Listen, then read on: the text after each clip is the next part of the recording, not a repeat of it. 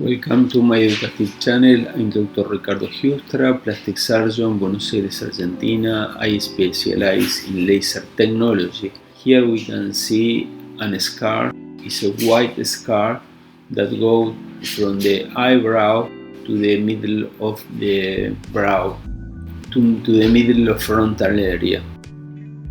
In this kind of scar, I perform a setaplasty with association with laser technology, and this is the patient 2 months after the procedure.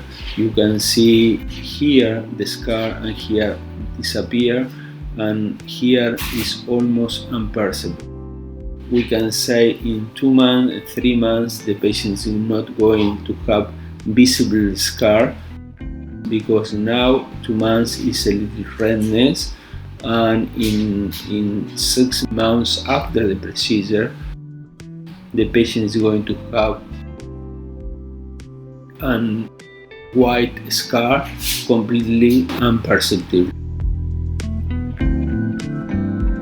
If you have any question, you can send to my team photos, and we are going to give you a devolution about what kind of procedures is needed for your scar.